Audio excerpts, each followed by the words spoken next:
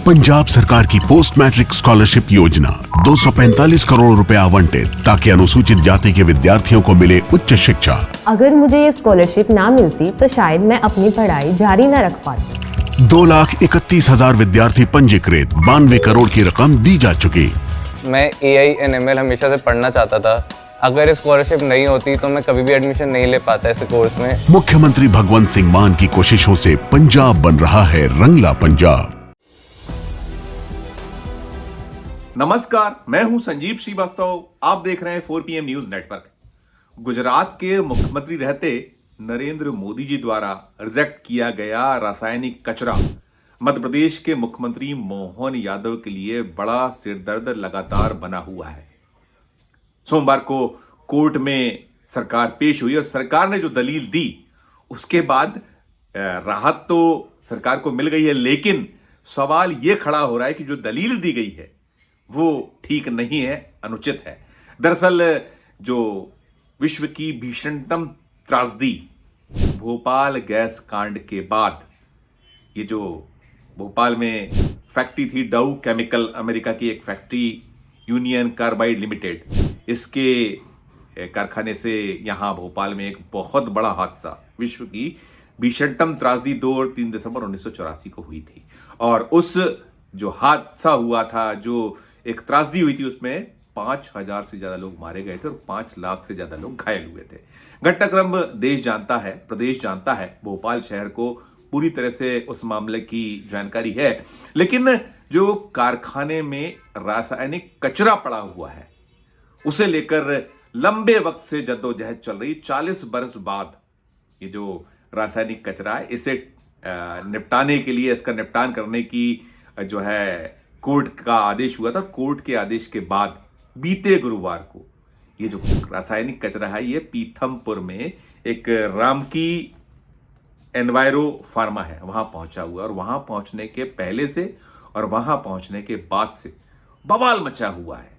वहां स्थानीय लोग जमकर विरोध कर रहे हैं, वहां आत्मदाह के प्रयास हुए हैं। साथ साथ जो है कुछ वो जो फैक्ट्री है जहां ये कचरे का निपटान होना है उसमें पत्थरबाजी हुई है। तमाम चल रहा है, लगातार धरने, प्रदर्शन, आंदोलन चल रहे हैं और सरकार बुरी तरह परेशान है। और सबसे खास बात यह है कि अब जो पेशी हुई है आज सोमवार 6 जनवरी को, उसमें सरकार ने ये जो पूरे का पूरा मामले को लेकर ठीक रहा है वो मीडिया के सिर फोड़ा है। कहा गया है कि जो भ्रामक खबरें, फर्जी खबरें छप रही हैं उससे माहौल बिगड़ा है, जो अफवाहें फैलाई जा रही उससे स्थिति बिगड़ी है। और कुछ वक्त दीजिए, तो फिलहाल तो कोर्ट ने 18 फरवरी तक का समय दे दिया है मध्य प्रदेश की सरकार को। दरअसल आज 6 जनवरी तक इस पूरे जो कचरा था इसका निपटान करके एक रिपोर्ट पेश करनी थी सरकार को, लेकिन जो चल रहा है, और सबसे खास बात यह है कि जो मध्य प्रदेश की सरकार है, भारतीय जनता पार्टी की सरकार है, वो ठीकरा फोड़ रही है अफवाहें फैलाने या मीडिया की भ्रामक खबरें, फर्जी खबरों को लेकर। लेकिन जो बीजेपी के ही आला नेता हैं, बड़े नेता हैं, वो भी इस मामले में चिंता जाहिर कर रहे हैं। और ये छुपा हुआ नहीं है, जो ये कचरा है, इस कचरे को लेकर बहुत लंबे वक्त से ये बात चलती रही है। खुद जब गुजरात के मुख्यमंत्री की कुर्सी संभाला करते थे नरेंद्र मोदी जी ने, गुजरात में इस कचरे को निपटान का जो एक आदेश हुआ था उसमें कह दिया था, उसे लेकर उन्होंने केंद्र की सरकार को खत लिख दिया था कि ये संभव नहीं है, हम नहीं कर पाएंगे। उसके बाद मामला कुछ और फिर कोर्ट में पहुंचा था पुनः, और फिर उसके बाद आगे चलता रहा था। और ये अंततः जब ये 2021 में सुप्रीम कोर्ट ने वर्डिक्ट दिया था, उसमें यह कहा गया था कि इस कचरे का निपटान पीथमपुर में किया जाएगा। यह धार जिले में मध्य प्रदेश के आता है। और उसके बाद 10 टन कचरे का एक हुआ भी कि उसे जलाकर देखा गया। लेकिन अब जब ये 337 टन कचरा 12 कंटेनर जो भोपाल के यूनियन कार्बाइड कारखाने से एक तगड़ी सुरक्षा में, वैज्ञानिकों की देखरेख में यह एकत्र हुआ, और अब ये कंटेनर पहुंच चुके हैं रामकी जो एनवायरो फार्मा है पीथमपुर में, वहां पहुंच चुके हैं। अब वहां ये कंटेनर खड़े हैं और अब ये पूरी तरीके से मामला गर्म है और आक्रोशित है जनता वहां की। चल रहा है सब कुछ। तो अब दलील जो कोर्ट में दी गई है, इसके बाद वक्त मिला है, 18 फरवरी तक का वक्त है। और कहा है कोर्ट ने, हाई कोर्ट का ये डायरेक्शन था कि सुप्रीम कोर्ट के आदेश का पालन किया जाए और रिपोर्ट पेश की जाए। अब सुनने के बाद जब ये महाधिवक्ता हैं मध्य प्रदेश सरकार के, उनके द्वारा दलील दी गई, पेश किया गया, तो समय मिल गया है।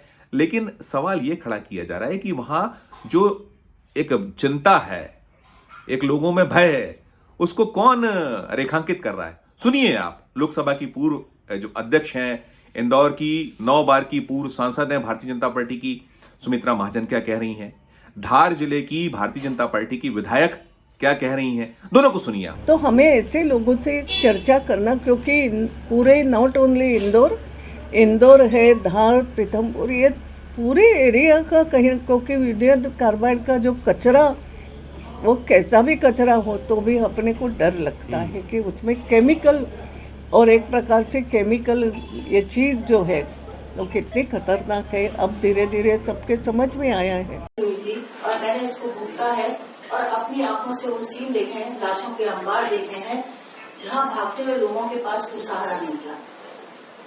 ये रिपीट ना हो, इसके लिए मैंने हमेशा इसका विरोध किया है। मैं शासन का विरोध नहीं करना चाहती, कोर्ट का अपमान नहीं करना चाहती, लेकिन 2014 में जब ये 10 टन जला था, उस समय मैंने सदन में भी इस विषय को उठाया था, क्योंकि ये मात्र कचरा जलाने का विषय नहीं है, ये विषय है हमारे पास जनता का, और खाली पीतमपुर की जनता नहीं है, उससे जुड़ा हुआ रऊ है, दीपालपुर है, इंदौर है, और सबसे बड़ा हमारे पास मऊ का फंडामेंट एरिया है। अब ये सब कह रहे हैं कि अब मैं ज्यादा तो टेक्निकल वर्ड्स में नहीं जाना चाहती, और केमिस्ट्री के जो रिएक्शन है या यहाँ पे जो कैंसर्स के जो व्यूज आ रहे हैं, अगर हम इन बारे में बहुत विस्तार से जाएंगे तो बहुत लंबा विषय होता है, बहुत उसमें हो जाता है। हमारा तो सीधा सीधा एक कहना है कि जो गैस इतना ज्यादा भयानक हो सकती थी, हो सकता है 40 साल में डिजॉल्व हो गई है, लेकिन इसके अंदर 300 टन एक छोटी मोटी वो नहीं है कि 2-5 ग्राम है। 300 टन अपने आप में बहुत बड़ा कचरा होता है। आपने बोला, मैं आपसे सहमत हूँ कि वहाँ बच्चे क्रिकेट खेल रहे थे यूनियन कार्बाइड के वहाँ, क्यों? जब तक खेल रहे थे, जब तक वो डंप था, ढका हुआ था, दबा हुआ था। लेकिन जब वो इंसिनेटर में जाएगा, क्योंकि राम की कंपनी को मैंने खुद ने जाके देखा है, और उस कंपनी में जब जलेगा और उस कंपनी के जो नीचे से वेस्ट आएगा, ये कचरा केवल हवा के ही नहीं, जमीन में भी पॉल्यूशन करेगा। इस बात से आप इनकार नहीं कर सकते, क्योंकि आज हम लोगों का विषय नहीं है, ये आने वाली पीढ़ियों का विषय है, और हमें आने वाली पीढ़ियों के बारे में भी सोचना है कि हम उन्हें क्या देना चाहते हैं। खर्चा केंद्र सरकार उठा रही है, उसमें कोई आपत्ति नहीं है। केंद्र सरकार ने जब भी ये विषय रखा था, उससे लगातार ये प्रयास हमारा रहा है कि केंद्र सरकार पैसा दे रही है, कचरा हमें जलाना है, तो क्यों ना हम इतने पैसे से कहीं भी वीरान जंगल में प्लांट लगा करके उसको नष्ट कर सकते थे। हम आबादी वाले, घनत्व आबादी वाले क्षेत्र में इसको ला करके जलाने के बाद में क्यों सोचे। आपने सुना दोनों नेताओं को। ये नेता ही नहीं, बीजेपी के बड़ी तादाद में नेता इस तरह की आशंकाएं प्रकट कर रहे हैं। धार की जो सांसद हैं, अब केंद्र में मोदी सरकार में मिनिस्टर हैं, सावित्री ठाकुर, उन्होंने चिंता प्रकट की थी, जो चिंता अभी सुमित्रा महाजन आपको प्रकट करते सुनाई दी, या जो चिंता नीना वर्मा जी ने प्रकट की। ये पूर्व केंद्रीय मंत्री विक्रम वर्मा जी की धर्मपत्नी है नीना वर्मा जी, उसी धार से आते हैं ये सारे के सारे नेता, वो प्रकट कर रहे हैं। सुमित्रा महाजन इंदौर से आती हैं, वो चिंता यह है कि इसके क्या दुष्परिणाम हो सकते हैं, यही तो कर रहे हैं। तो अब इसमें ठीक रहे यदि मीडिया के सिर्फ फोड़ा जाए, मीडिया भी तो यही सब कुछ रेखांकित या खबरों को छाप रहा है। सरकार का जो रुख रवैया है वो तो ऐसा है कि जैसे घोड़े की जो बेगार है वो तबेले के सिर, वैसा कुछ हश्र हाल है। आप अपनी क्यों छुपा रहे हैं? आप क्यों नहीं स्थिति स्पष्ट कर पा रहे हैं? सरकार की भी बहुत बड़ी गलती है। सरकार को सब कुछ साफ करना चाहिए। जनता का जो एक चिंता है या जो जनप्रतिनिधियों की चिंता है वो गैर वाजिब नहीं है। ये जो कचरे को लेकर जर्मनी तक में पहले कभी प्रदर्शन हुए हैं, इसे माना गया है। अब सरकार की दलील यह है कि ये 25 वर्ष पुराना हो चुका है, इससे कुछ नहीं होगा। जबकि ये जो राम की एनवायरो फार्मा है, यहाँ कचरा जलने के बाद शिकायतें लोगों की रही कि उनके यहाँ बीमारियां बढ़ी हैं कचरा जलने के बाद। जो पानी मिलता है इस फैक्ट्री से निकलने वाला, वहाँ जो आसपास के स्रोत हैं, जल स्रोत हैं या नदी है, जो और स्रोत हैं, उसमें पानी मिलने के बाद बहुत सारी दिक्कतें, बीमारियां बढ़ी हुई हैं, कैंसर के मरीज बढ़े हैं। ये कहीं कहा गया है कि इससे जो है लकवे की जो है शिकायतें वहां लोगों में बढ़ी हैं। बहुत सारी शिकायतें, खुजली की शिकायत, तमाम जो है दावे किए जा रहे हैं। इसके साथ साथ जो डॉक्टर्स हैं वो कह रहे हैं, जो एक इसको लेकर जो विरोध करने वाले डॉक्टरों का एक पूरा का पूरा दल है जो कोर्ट गया हुआ है, उसने ये कहा है कि इससे बहुत सारे खतरे हैं। तो जब सब कुछ है तो इस पे पहले सारी चीजों का चिंतन मनन क्यों नहीं किया गया? ये जो कचरा है, इसके 337 मीट्रिक टन कचरा है जो वहां पहुंच चुका है, और इसको ठिकाने लगाने के लिए इसका 3,740 रुपए प्रति किलो के इस मान से एक व्यय होना है, बहुत बड़ा व्यय हो रहा है, और अब ये अधर में लटक गया है मामला।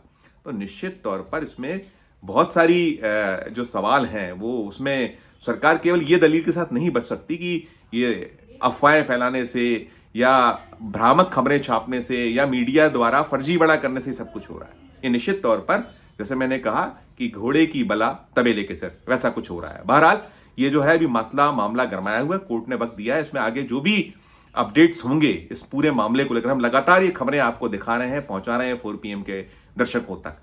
तो आप जो अपडेट होगा वो आप तक पहुंचाएंगे। लेकिन इस वीडियो के बाद जो स्थितियां हैं, आपकी टिप्पणी क्या है हमारे कमेंट बॉक्स में जाकर जरूर कीजिएगा, और अच्छी लगे खबर तो हमारे चैनल को लाइक कीजिए, सब्सक्राइब कीजिए, ज्वाइन का बटन भी जरूर दबाइए ना दबाया हो तो। प्यार और स्नेह बनाए रखिए और देखते रहिए 4 PM न्यूज नेटवर्क। धन्यवाद, नमस्कार।